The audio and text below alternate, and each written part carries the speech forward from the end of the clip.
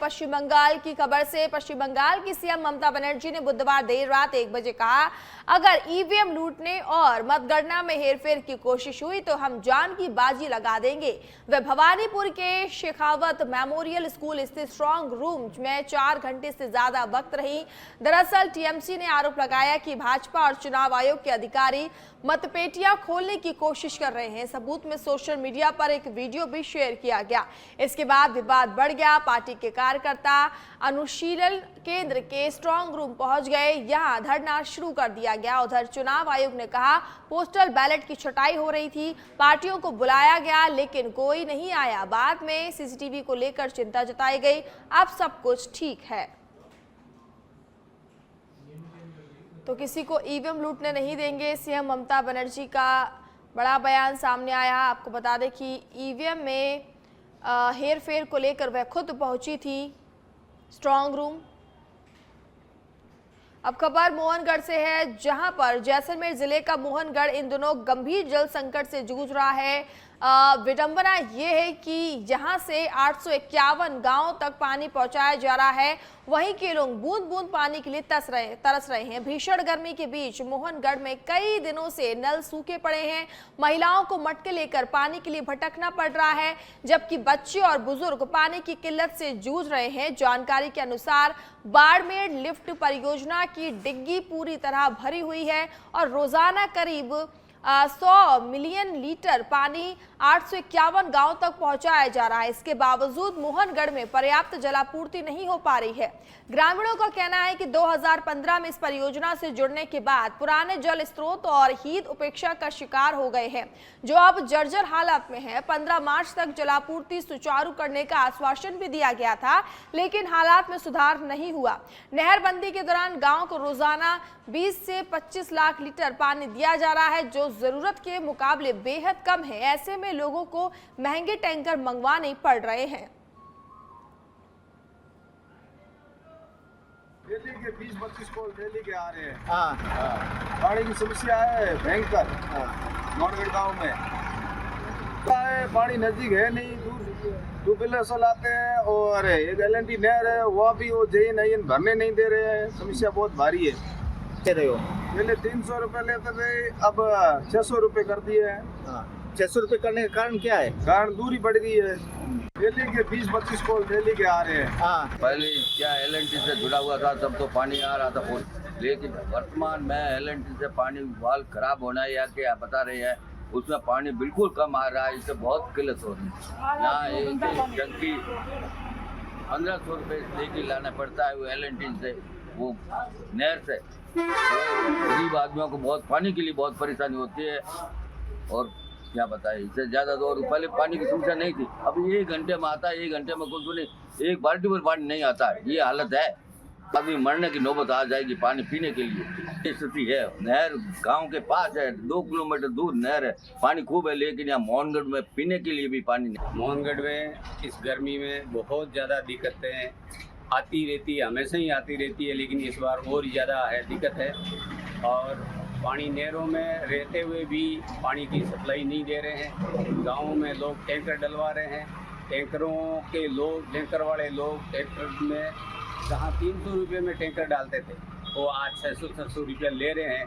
लेकिन किसी भी पंचायत वालों को, सरपंचों को, एमपी को, एमएलओ को, सबको कहने के बाद में भी मतलब कोई सुनाई नहीं कर रहा है कि इस गर्मी में कितने पशु पक्षी प्यास मर रहे हैं। लोग पक्षियों के लिए इस गर्मी में पिरंडे लगाते हैं पानी पिलाने के लिए। तो यहाँ सरकारों ने पानी पक्षियों के लिए क्या, मनुष्यों के लिए पीने के लिए भी बंद कर। हमारे पास डिग्गी में अभी फुल स्टोरेज है। 28 दिन का पानी हमारे पास है। प्रतिदिन 100 ml के हिसाब से हम पानी दे रहे हैं। और मेरे इस प्रोजेक्ट से 851 गाँव जुड़े हुए, जिसमें जैसलमेर, बाड़मेर, बालोतरा तीनों जिलों के गाँव।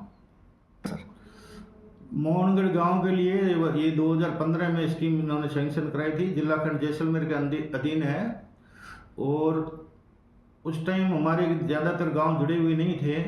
उसको देखते हुए इस गांव को भी स्थानीय जनप्रतिनिधियों के निर्देशों पर जोड़ा गया था। और इन्होंने 2015 में ऑगमेंटेशन की स्कीम बनाने के बावजूद भी अपने जो मूलभूत स्ट्रक्चर है उनको बंद कर दी गई।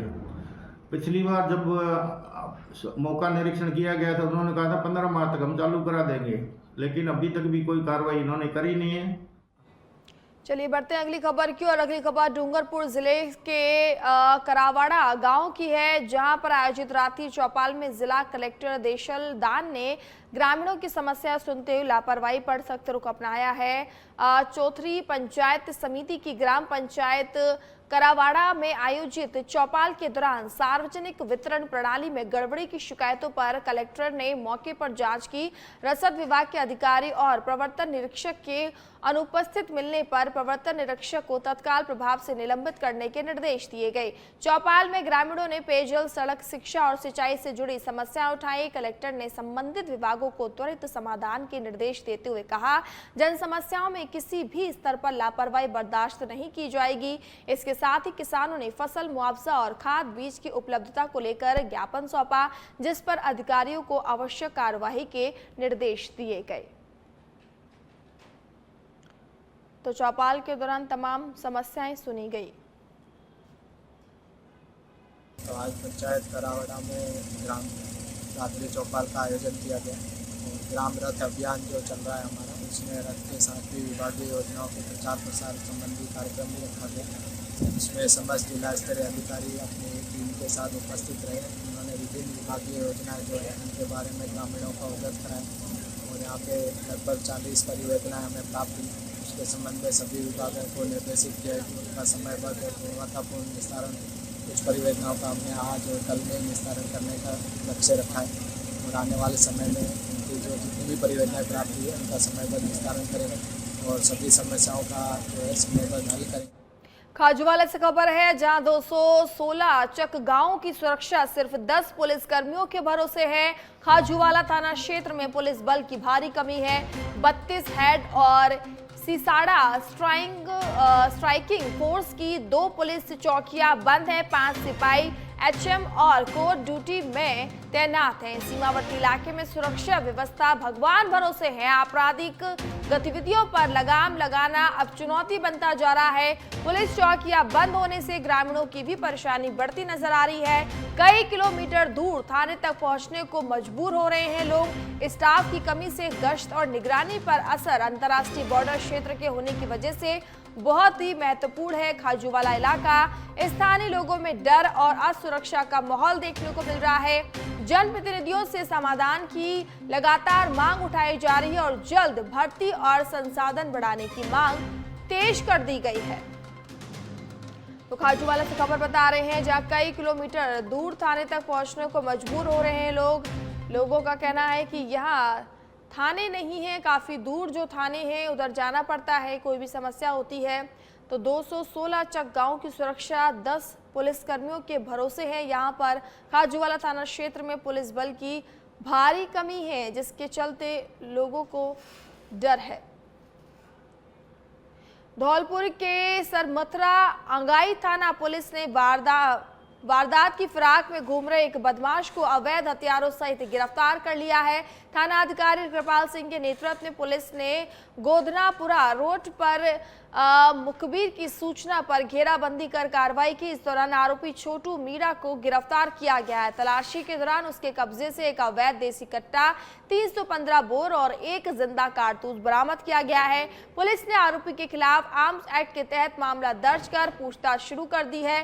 पुलिस के अनुसार आरोपी से अवैध हथियारों के स्रोत और संभावित वारदात को लेकर गहन पूछताछ की जा रही है। कार्रवाई में थाना पुलिस का जाब्ता भी मौजूद है। छिंदवाड़ा जिले के सरकारी स्कूलों में ईट राइट इंडिया अभियान के तहत बच्चों को स्वस्थ खान पान और सुरक्षित भोजन की आदतें विकसित करने के लिए जागरूक किया गया। खाद्य सुरक्षा एवं औषधि नियंत्रण विभाग के आयुक्त डॉक्टर टी शुभ मंगला के निर्देशों के तहत फूड सेफ्टी अधिकारियों ने पीएम श्री सोन देवी राजकीय उच्च माध्यमिक विद्यालय में जागरूकता कार्यक्रम आयोजित किया। अभियान के दौरान छात्रों को कम नमक, कम चीनी और कम वसा वाले भोजन के सेवन की सलाह दी गई। साथ ही जंक फूड, फास्ट फूड और कोल्ड ड्रिंक्स में दूर रहने और मौसमी फल, दूध, छाछ व मोटे अनाज को आहार में शामिल करने पर जोर दिया गया। अधिकारियों ने RUCO अभियान के तहत तेल को बार बार गर्म करके उपयोग न करने की सलाह दी। वहीं खाद्य सामग्री खरीदते समय एक्सपायरी डेट और लेबर जांच करने की जानकारी भी दी। कार्यक्रम में छात्रों को स्वच्छ भोजन और स्वस्थ जीवन शैली अपनाने की शपथ दिलाई गई। अधिकारियों ने बताया कि यदि किसी खाद्य पदार्थ में मिलावट की आशंका हो तो हेल्पलाइन 181 पर सूचना भी दी जा सकती है। हमारे स्कूल में फूड इंस्पेक्टर आए थे, 3 जने आए थे, जिनमें से हमें एक फूड इंस्पेक्टर ने फूड के बारे में बताया कि हमें किस प्रकार से खाना चाहिए, क्या खाना चाहिए, क्या नहीं खाना चाहिए। उन्होंने हमें प्रतिज्ञा भी करवाई कि हमें खाते समय डिजिटल उपकरणों का उपयोग नहीं करना चाहिए, हमें पूरा फोकस खाने पे रखना चाहिए, क्या खाना चाहिए, क्या नहीं खाना चाहिए, इसके बारे में हमें जानकारी होनी चाहिए। और जो बाज़ारों में ये जो जंक फूड वगैरह मिलते हैं, इनका सेवन बहुत ही कम करना चाहिए हमें।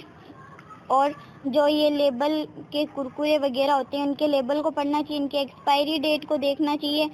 और जो इनके बैच नंबर्स वगैरह होते हैं, इंग्रेडिएंट्स होते हैं, इनमें फैट बहुत होता है, इनका सेवन बहुत कम करना चाहिए। हम हमारे घर के बच्चों को इस तरीके से बताएंगे कि बाहर मिलने वाले कोई भी पकवान को ना खाए। अगर आपकी इच्छा ज़्यादा होती है तो महीने में 1 या 2 बार इसका सेवन करें।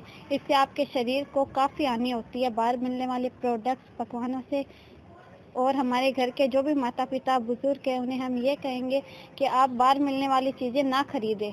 अगर आपका मन या दिल चाह रहा है तो आप 1 या 2 बार ही खरीदें, क्योंकि ये मिलने वाले प्रोडक्ट्स हमारे शरीर में अभी कुछ नहीं कहेंगे, आगे जाकर पता चलेगा कि इनसे क्या। हमें जो खाना लेना चाहिए वो नो डाउट सुरक्षित तो होना ही चाहिए, साथ में वो हेल्दी भी रहे, सस्टेनेबल भी रहे।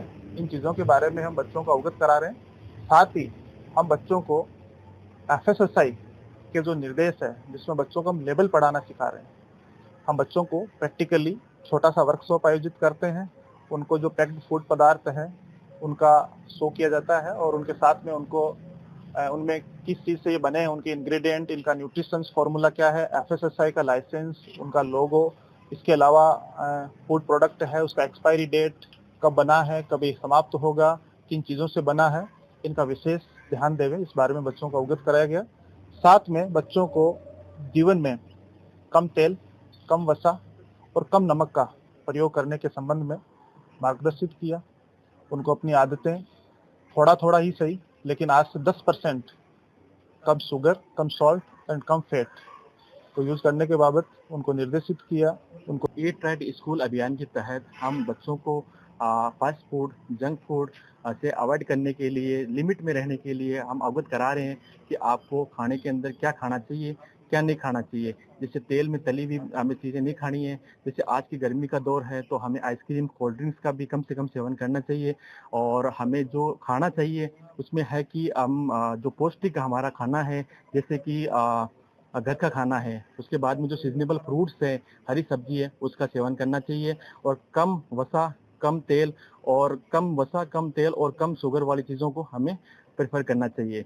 हमें ये ध्यान रखना है कि आज से हमें 10% कम से कम हमें कम करना चाहिए। हमें बच्चों को अवगत कराया कि घर पे जाके आप कम से कम 10% आप ऑयल का तो अपने माता पिता को बताएं, जिससे कि अपने घर वाले जागरूक हो सकें। आज हमारे विद्यालय को फूड सेफ्टी के बारे में बताया गया, जिसमें किस तरह से भोजन का उपयोग करना चाहिए और किस तरह से जितने भी बाजार में हमें जो पैक्ड सामान मिलते हैं उन पर क्या चेक करके वो सामान खरीदना चाहिए, क्या चीज़ उस पर देखनी चाहिए। और जितने भी बाजार में जो पाम ऑयल से बनी हुई चीज़ें आती है उनका त्याग करना चाहिए, उनसे बचना चाहिए। और जो फास्ट फूड है उनसे भी हमें बचना चाहिए। बाज़ार में जो प्रोडक्ट आते हैं उनमें शुगर, सॉल्ट, इस तरह के जो और वसा जो होती है उनसे बधे हुए सामान आते हैं, तो उनसे हमें बचना चाहिए। आज छात्राओं को क्या खाना चाहिए, क्या नहीं खाना चाहिए, इसके बारे में बताया गया। साथ ही बाजार से जो क्रय किए जाने वाले सामान है उसके बारे में बताया गया।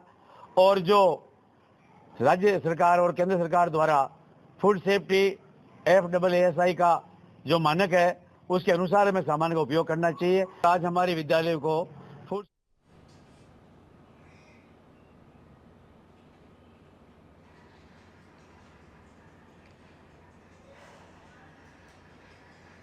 झुंझुनू जिले में वन्य जीवों की गणना को लेकर वन विभाग ने व्यापक तैयारियां पूरी कर ली हैं। वाटर होल पद्धति के तहत शुक्रवार शाम 5 बजे से 24 घंटे की गणना शुरू होगी, जो शनिवार शाम 5 बजे तक जारी रहेगी। इस दौरान जिले भर में चिन्हित जल स्रोतों पर वन्य जीवों की गतिविधियों पर नजर रखी जाएगी। वन विभाग ने जिले में कुल 69 पॉइंट्स तय किए हैं, जहां 143 कर्मचारी तैनात रहेंगे। ये कर्मचारी 11 प्रकार के मांसाहारी, 8 प्रकार के शाकाहारी वन्य जीवों और 4 प्रकार के पक्षियों की गणना करेंगे। खास बात यह रहेगी कि खेतड़ी और उदयपुर वाटी क्षेत्र में पैंथर की संभावित मौजूदगी को देखते हुए ट्रैप कैमरों के जरिए विशेष निगरानी की जा रही है। 3 वन रेंज में कुल 43 ट्रैप कैमरे लगाए गए हैं, जो वन्य जीवों की गतिविधियों की रिकॉर्ड करेंगे। गणना के बाद 3 मई तक सभी रेंज से रिपोर्ट एकत्रित कर मुख्यालय को भेजी जाएगी। हर वर्ष की भांति इस वर्ष भी हम झुंझुनू वन मंडल में वन्य जीव गणना दिनांक 1 मई 2026 साय 5 बजे से 2 मई 2026 साय 5 बजे के बीच में करवा रहे हैं। इस दौरान 24 घंटों के लिए वन विभाग का समस्त स्टाफ, वन मित्रगण और VFMC और EDC के सदस्य सभी रात्रि में विभिन्न जो पहले से ही चिन्हित वाटर पॉइंट्स हैं उनके ऊपर मौजूद रह के वन्य जीवों की गणना करेंगे। इस हेतु हमने मचान वगैरह बनाए जाने का कार्य और अलग अलग वाटर पॉइंट्स पे कैमरा ट्रैप्स वगैरह लगाए जाने का कार्य वो शुरू कर दिया है। अभी जो हमारा सारा स्टाफ जो है इसमें पूरा शामिल रहेगा और 44 कैमरा ट्रैप्स हम इसमें लगा रहे हैं और टोटल 69 वाटर पॉइंट्स है जहां पर ये गणना का कार्य किया जाएगा। झुंझुनू जिले में जनगणना की प्रथम चरण की प्रक्रिया आज से शुरू हो गई है। इस चरण में 1 मई से 15 मई तक नागरिकों को स्वयं गणना के तहत ऑनलाइन पोर्टल पर स्वयं अपने परिवार की जानकारी दर्ज करने का अवसर दिया गया है। प्रशासन ने आमजन से अपील की है कि वह समय रहते सही और पूरी जानकारी भरे, ताकि जनगणना कार्य सुचारू रूप से संपन्न हो सके। दूसरे चरण में 16 मई से जनगणना की टीमें घर घर जाकर आंकड़े एकत्रित करेंगी। जिले में इस कार्य के लिए करीब 4800 कर्मचारियों की टीम गठित की गई है। इसमें लगभग 650 सुपरवाइजर और करीब 4100 फील्ड कर्मचारी शामिल हैं, जो विभिन्न क्षेत्रों में जाकर डेटा संग्रहण करेंगे।